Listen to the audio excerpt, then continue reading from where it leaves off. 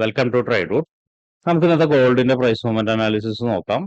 അതിനുവേണ്ടി one day ചാർട്ടാണ് എടുത്തിരിക്കുന്നത്. One day ചാർട്ടിൽ നോക്കിയാൽ കാണാം ഇന്നലെ വളരെ സ്ട്രോങ് ആയിട്ടുള്ളൊരു മൂവ്മെന്റ് തന്നിട്ടുണ്ടായിരുന്നു. താഴത്തുനിന്ന് ഒരു സപ്പോർട്ട് എടുത്തിട്ട് മാർക്കറ്റ് വളരെ സ്ട്രോങ് ആയിട്ട് മുകളിലോട്ട് പോയിട്ടുണ്ട്. ആ സപ്പോർട്ട് എടുത്ത ഒരു ഏരിയ എന്ന് പറയുന്നത് ഒരു FEG ആയിരുന്നു. നമ്മൾ കുറച്ച് ദിവസങ്ങളിലായിട്ട് അതിനെ മാർക്ക് ചെയ്ത് വെച്ചിരുന്ന ഒരു ഏരിയ ആണ്. അവിടെ നിന്ന് സ്ട്രോങ് ആയിട്ട് സപ്പോർട്ട് എടുത്തിട്ടുണ്ട്. ഇന്ന് മാർക്കറ്റ് ഓപ്പൺ ചെയ്തിട്ട് ഇന്നലത്തെ ക്യാൻഡിലിന്റെ ഹൈനെ എടുത്തിട്ട് ഒന്ന് താഴോട്ടേക്ക് ഇറങ്ങുന്നുണ്ട്. അത് പക്ഷേ ഒരു നല്ലൊരു സപ്പോർട്ട് എടുക്കാനായിരിക്കും ഇറങ്ങുന്നുണ്ടാവുക. അപ്പോൾ അതൊന്ന് നോട്ട് ചെയ്ത് വെക്കുന്നുണ്ട്.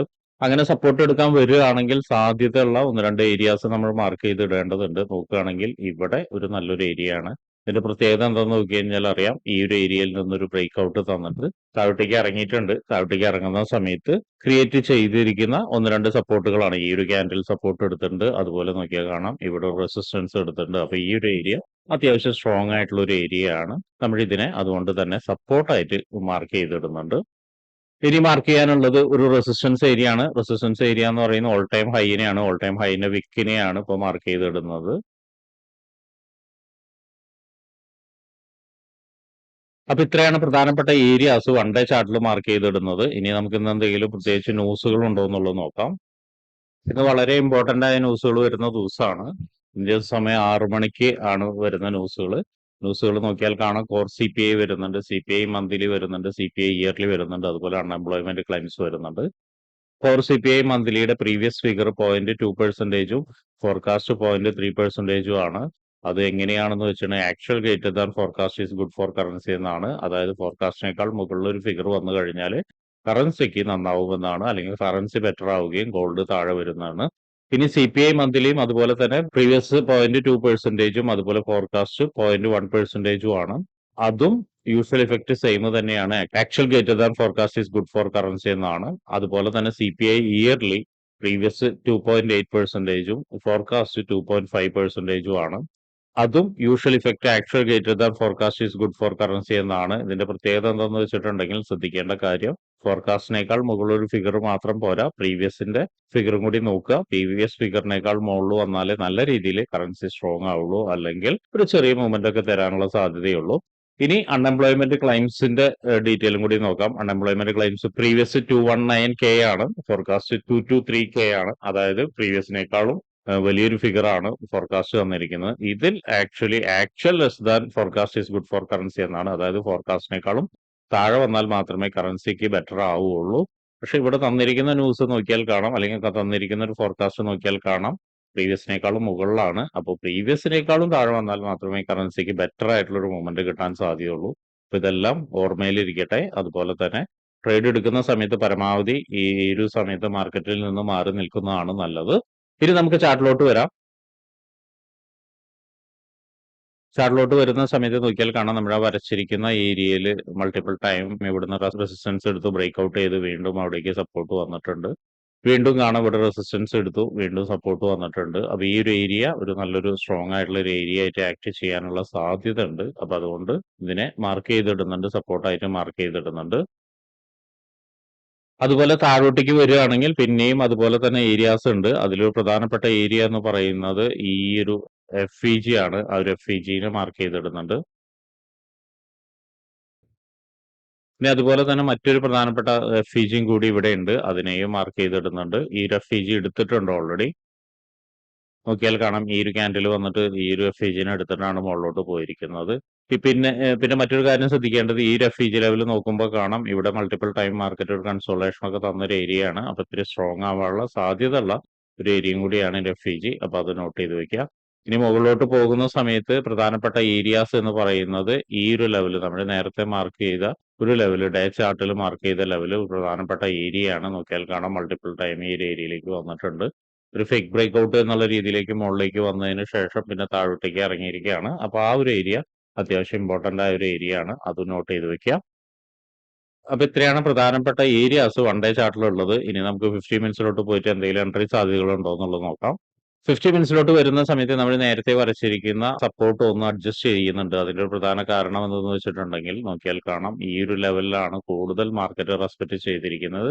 നോക്കിയാൽ കാണാം ഇവിടെ വന്നിട്ട് സപ്പോർട്ട് എടുത്തു, വീണ്ടും അതിലേക്ക് റെസിസ്റ്റൻസ് വന്നു, വീണ്ടും മൾട്ടിപ്പിൾ ടൈം റെസിസ്റ്റൻസ് വന്നു, വീണ്ടും ഇവിടെ റെസിസ്റ്റൻസ് എടുത്തു, പിന്നെ ഒരു ബ്രേക്ക്ഔട്ട് വന്നതിന് ശേഷം സപ്പോർട്ട് എടുത്തു, വീണ്ടും സപ്പോർട്ട് എടുത്തു. അപ്പൊ നോക്കിയാൽ കാണാം ഈ ഒരു ഏരിയ വളരെ സ്ട്രോങ് ആയിട്ടുള്ള ഒരു ഏരിയ ആണ്. അപ്പൊ അതുകൊണ്ട് ഇവിടേക്ക് ഒന്ന് അഡ്ജസ്റ്റ് ചെയ്ത് വെച്ചിട്ടുണ്ട്.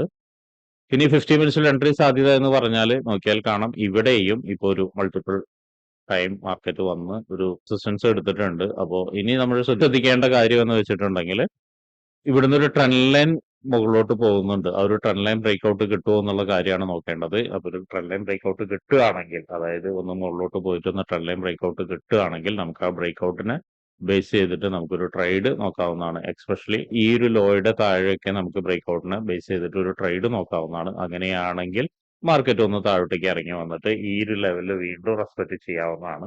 അങ്ങനെ റെസ്പെക്ട് ചെയ്തിട്ട് നല്ലൊരു രീതിയിൽ ഒരു കൺഫർമേഷൻ തരികയാണ്, ഒരു റിവേഴ്സൽ കൺഫർമേഷൻ തരികയാണെങ്കിൽ നമുക്ക് അതിനെ ബേസ് ചെയ്തിട്ട് ബൈ നോക്കാം. അതിനെ ബൈ നോക്കുകയാണെങ്കിൽ വീണ്ടും നമുക്ക് കിട്ടാവുന്ന ടാർഗറ്റ് എന്ന് പറയുന്നത് 3100 ആണ്. അതിനെ ബ്രേക്ക് ചെയ്ത് കഴിഞ്ഞാൽ പിന്നെ എത്താവുന്നത് 3134ലേക്കാണ് അടുത്തൊരു ഏരിയ എത്താവുന്നത്. പക്ഷെ അതിന്റെ ഉള്ളിൽ ശ്രദ്ധിക്കേണ്ട ഒരു കാര്യം എന്താണെന്ന് വെച്ചിട്ടുണ്ടെങ്കിൽ ഇവിടെ നല്ലൊരു സപ്ലൈ നടന്നൊരു ഏരിയ ആണ്. സപ്ലൈ നടന്ന ഏരിയ മാത്രമല്ല ഒരു FEGയും കൂടി ഉണ്ട്. ആ ഒരു FEGയിലേക്ക് ഒരുപക്ഷെ മാർക്കറ്റ് എത്തിക്കഴിഞ്ഞതിന് ശേഷം ചിലപ്പോൾ ഒന്ന് ചെറുതായിട്ടൊന്ന് താഴോട്ടേക്ക് ഇറങ്ങാനുള്ള സാധ്യത കാണുന്നുണ്ട്.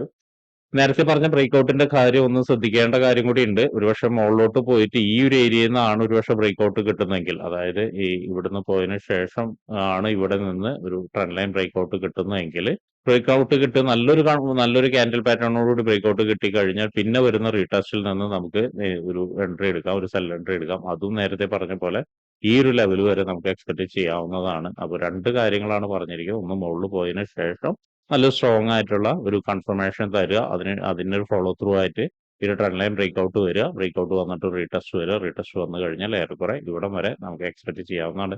കുറച്ചുകൂടി താഴോട്ടേക്ക് ഇറങ്ങാനുള്ള സാധ്യത കൂടി കാണുന്നുണ്ട്. ഒരുപക്ഷെ ഈ ഒരു ലെവൽ ബ്രേക്ക് ചെയ്തിട്ട് ഈ FEGയിലേക്ക് എത്താനുള്ള സാധ്യത ഉണ്ട്. FEG എത്തുന്ന സമയത്ത് ശ്രദ്ധിച്ചാൽ കാണാം ഇവിടെ ഈ ഒരു ഏരിയയിൽ നിന്ന് നല്ലൊരു ബ്രേക്ക്ഔട്ട് തന്നിട്ടാണ് പോയത്. നോക്കിയാൽ കാണാം ഇവിടെ ഒരു സ്ട്രക്ചറൽ ബ്രേക്ക്ഔട്ട് തന്നിട്ടാണ് പോയത്. അപ്പോൾ ഇവിടേക്ക് എത്തുന്ന സമയത്ത് ഒരുപക്ഷെ നല്ലൊരു കൺഫർമേഷൻ കിട്ടുകയാണെങ്കിൽ വീണ്ടും ബൈയിലേക്ക് തന്നെ പോകാനാണ് സാധ്യത. ഇത് മാർക്കറ്റിന്റെ ഒരു ഓവറോൾ പ്രകടനം കണ്ടിട്ട് മുകളിലോട്ട് തന്നെയാണ് പോകാനുള്ള സാധ്യത കാണുന്നത്. അപ്പൊ അതുകൊണ്ട് തന്നെ നമുക്ക് ഒരുപക്ഷെ നല്ലൊരു മൂവ്മെന്റ് കിട്ടുകയാണെങ്കിൽ ഓൾ ടൈം ഹൈനെ ബ്രേക്ക് ചെയ്യാനുള്ള സാധ്യതയും കൂടി കാണുന്നുണ്ട്. അതൊന്ന് നോട്ട് ചെയ്ത് വെക്കുക. ഒരുപക്ഷെ ഇവിടെ നിന്ന് അതായത് നമ്മൾ നേരത്തെ പറഞ്ഞ ഒരു FEGയിൽ നിന്ന് ഒരു ചെറിയ രീതിയിലൊരു കൺഫർമേഷൻ ആണ് വരുന്നത്. അതായത് ചെറിയൊരു റിയാക്ഷൻ ആണ് വന്നിട്ട് എന്നിട്ട് ഇവിടെ വന്ന് വീണ്ടും, കാരണം ഇവിടെ മൾട്ടിപ്പിൾ ആയിട്ട് റെസിസ്റ്റൻസ് എടുത്താണ് ഈ ഒരു ഏരിയയിൽ നിന്ന് വന്നിട്ട് നല്ലൊരു കൺഫർമേഷൻ കിട്ടുകയാണെങ്കിൽ നിങ്ങൾക്കൊരു ബൈ എടുക്കാം. ആ ബൈ എടുക്കുന്ന സമയത്ത് ഓൾ ടൈം ഹൈ ഒക്കെയാണ് ഏകദേശം ടാർഗറ്റ് വരുന്നത്. പക്ഷെ അതിനു മുന്നേ 3140 എന്ന് പറയുന്ന ഒരു ഫിഗറിലേക്ക് വെച്ചിട്ട് മാക്സിമം ഇറങ്ങി പോരാൻ ശ്രമിക്കുക. അല്ലെങ്കിൽ അവിടെ നിന്ന് ഒരു ചെറിയൊരു പുൾ ബാക്ക് വന്നിട്ട് വലിയൊരു മൂവ്മെന്റ് വീണ്ടും തരികയാണെങ്കിൽ അതിന് ഫോളോ ത്രൂ ആയിട്ട് ഒരു ട്രേഡ് എടുക്കാവുന്നതാണ്. അങ്ങനെയാണെങ്കിൽ ഓൾ ടൈം ഹൈയിലേക്ക് എക്സ്പെക്ട് ചെയ്യാം. അപ്പൊ ഇത്രയാണ് ഇന്നത്തെ ഗോൾഡിന്റെ price movement analysis and entry സാധ്യതകൾ. ട്രേഡ് എടുക്കുന്ന ആളുകൾ ഈ പറയുന്ന ഏരിയാസിൽ എത്തുന്ന സമയത്ത് എങ്ങനെയാണ് മാർക്കറ്റ് മൂവ് ചെയ്യുന്നത് എന്നുള്ളതൊന്ന് നോക്കുക. അതിനെ ബേസ് ചെയ്തിട്ട് കൺഫർമേഷൻ എടുത്തതിന് ശേഷം മാത്രം ട്രേഡ് എടുക്കാൻ ശ്രമിക്കുക. അപ്പൊ ഇങ്ങനെയുള്ള കാര്യങ്ങളൊക്കെ നിങ്ങൾക്ക് പഠിക്കാൻ താല്പര്യമുണ്ടെങ്കിൽ ട്രേഡ് റൂട്ടുമായിട്ട് ബന്ധപ്പെടാം. അത് ഫ്രീ ആയിട്ട് ട്രേഡിങ്ങിന്റെ കാര്യങ്ങളൊക്കെ നിങ്ങൾക്ക് പഠിക്കാവുന്നതാണ്. അതിനു വേണ്ടിയിട്ട് ഈ വീഡിയോയുടെ ഡിസ്ക്രിപ്ഷനിൽ ഒരു ഗൂഗിൾ ഫോം കൊടുത്തിട്ടുണ്ട്.